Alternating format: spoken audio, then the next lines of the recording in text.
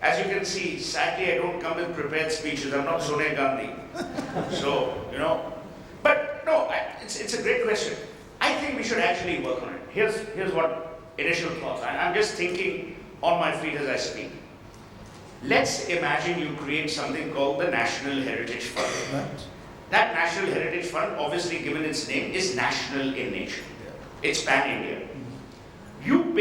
Do not pick monuments, because monuments come under ASI. ASI are a bunch of jokers. I mean, you can quote me, I don't care. They are a bunch of jokers who want territorial control over these monuments. I'll give you an example. I sit on the board of advisors of the Met, which is the world's most iconic museum in New York. We redesigned the footpath outside the Met, and we were delighted because we got millions of dollars as offer. That's not going to happen here because some joker from the municipal corporation, someone will make it. National Heritage Fund is a privately managed fund with a board of trustees who are completely eminent. Those board of trustees comprise 3 categories of people: architects, urban planners, and to my mind, eminent citizens or culture. I would say, architects or historians, that you decide. This trust keeps picking up money, but identifies in partnership with the local arts commission. Each city has an urban arts commission. Identifies the poorest but the most iconic of buildings. Drive down the JJ flyover and you will see buildings on your left and right, which are brilliant. Now, I have been told by Adil Zainul Bhai, who was the earlier chairman of McKinsey, that the Bora community is redeveloping large areas around that place. I don't know what the status is. But pick 1 or 2 buildings. Use the power of the economic times and times now to actually accentuate how these buildings were and how these buildings are. Right. You will then get contribution from various people. Number 2, apply to the government, and economic times and Vinny Jain and Times of India have enough clout in the government. Get them to give you 100% tax exemption. Also, today more and more companies don't know what to do with their CSR. Every joker is building toilets without sanitation. So you've got empty toilets which no one uses. You can also get money in from the CSR funnel into this National Heritage Fund. I can promise you, if you do this well, and this is no joke, within 1 year, you will have 100 crore corpus. Then go to a bank and tell the bank that I need not 5, 6, 7, 10% interest. You will get 10% interest on 100 crores, which is 10 crores every year. Even if you pick up 4 buildings in each city, iconize them before and after, you have made a substantial change. And I'm a great believer, only if you aim for the stars will you get even a handful of mud. If you don't even aim for the mud, you'll get nothing. So I think it's a great way to begin and end the summit and work on it. It's not rocket science, and it can be done. And we need newspaper groups, media, industry people to take initiatives beyond their personal domain. Because ultimately that will also reward and recognize you in the long term. In fact, Bombay Stock Exchange has a CSR exchange now. So it's actually a great idea for, if there is a fund like that, for them to approach. Whatever, now see, I don't want to get into the details, but you understood the point.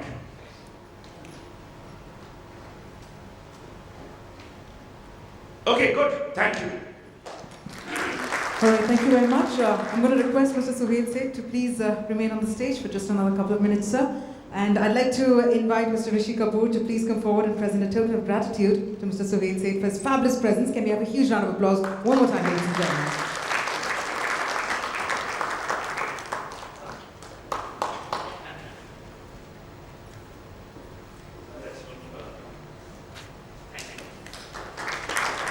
Thank you once again, sir.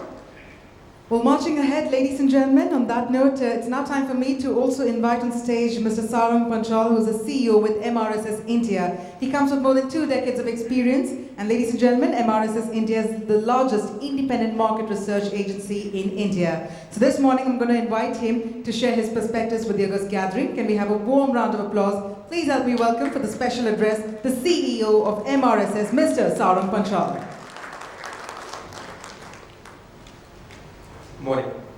I'm going to try and make the dull, drab subject of market research a little more interesting. I've got about 10 minutes, so I'll try my best. I think if everyone's a business person here or linked to business, the key thing we need to understand is when we're looking at new products, new initiatives, new communication, new whatever, how do we actually reduce the risk of failure? Let me share a statistic.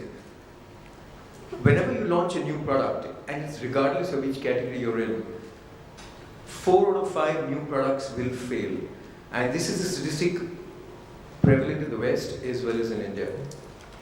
And that's the reason I think Rishi and everyone else asked me to almost evangelize market research, because frankly the use of market research in your industry is a little lower than it is in other industries like packaged goods, e-commerce, telecom, etc. And the only reason for that is that tends to be B2C businesses, right? Whereas for the people in this room, your audience is not necessarily B2C, it's a little different, it's B2B, there are influencers, it's a little complicated, okay? So let me explain what we really do. Like I said, whether it's a new product or a new initiative in terms of marketing, the earlier you research it, the greater the chances of success and the fewer the chances of failure. Now, does that mean that if you research, you're bound to be absolutely above board? Certainly not. But the fact is, at least you know what the pros and cons of any marketing activity are. Okay? So what do we do in market research? Everyone's familiar with the product life cycle, which we may have learned in the old days in B school or in Kotler. No, we actually, in the market research business, and I've been there for many, many years, as the lady announced, we actually provide clients with appropriate methods at every stage of the launch. So if you're looking at developing a new product, you've got research there. If you're looking at communicating the new product, you've got research there. If you're looking at promotional efforts, you've got research there. If you're looking at understanding the customer or the influencer, we've got research there. Now the only thing is to be able to use it wisely. And which brings me to the really cool part of what's happening in the research world today, is it's no more pen and paper. So for the longest time, you would think market research would be someone coming to your house and asking you questions on a paper and pen and recording it that way. Now it's not so much the recording as much as the tools which are available today. So let me explain a very simple concept of implicit research. Gone are the days where we actually talk to someone and ask them what they feel. We now have digital tools, and they're all available in the West, but I think they're now being available in India as well. We have digital tools which we can harness and garner to actually understand what customers, influencers, dealers actually feel. And I'm talking about things like eye tracking, I'm talking about things like facial coding, I'm talking about things like neuroscience, which are all being used to help develop better products, advertising, communication, etc. The other thing which is widely being used is online communities, access panels. Now, a lot of what I'm saying may actually not resonate with people in this room, but the fact is, all other industries are using this on a regular basis to help make better quality decisions. And I would urge you to actually open your mind and see what the possibilities are, because it actually will help reduce the risk. Okay? We also know that it's increasingly a digital world, and website evaluation, other tracking of digital tools will actually be a regular feature. And the very common belief in an economy or a marketplace like India would be, it's probably true in the larger metros, it's not that true in the smaller ones, but it's really gaining speed. So my plea, my urge, I would urge you to actually examine the possibility of using digital tools to help you create better products quicker, cheaper, and in a richer fashion. Okay? Because we know that conventional market research over the years has had its issues.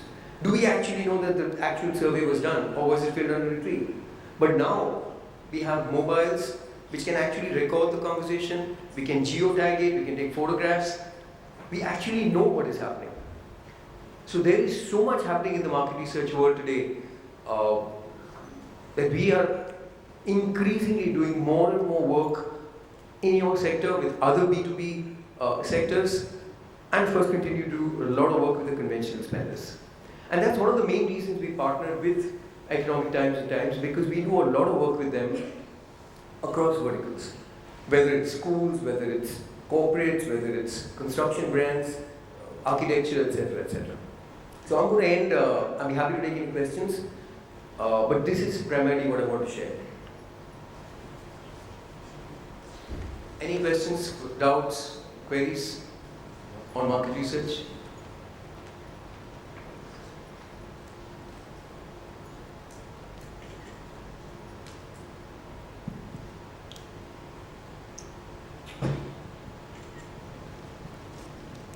Okay, I guess we'll move on then. Where's the sheet?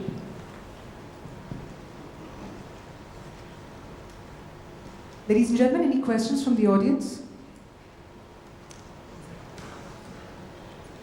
All right then. I'm going to request you to please remain on the stage, sir. If I may please invite Mr. Rishi Kapoor to please come forward and to also present a token of gratitude to our speaker, Mr. Sarang Panchal.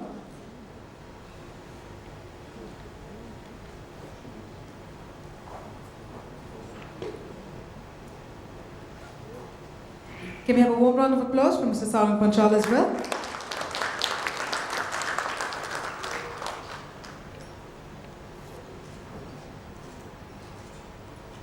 Thank you once again, sir. All right, ladies and gentlemen, with that, it's now time to head for a very quick tea-coffee break. The scheduled break is for 15 minutes, post which we'll be back for a very exciting panel discussion. I'm going to request you all to please proceed to the pre-function area, and we'll be back with a very exciting panel discussion. So see you all. Thank you.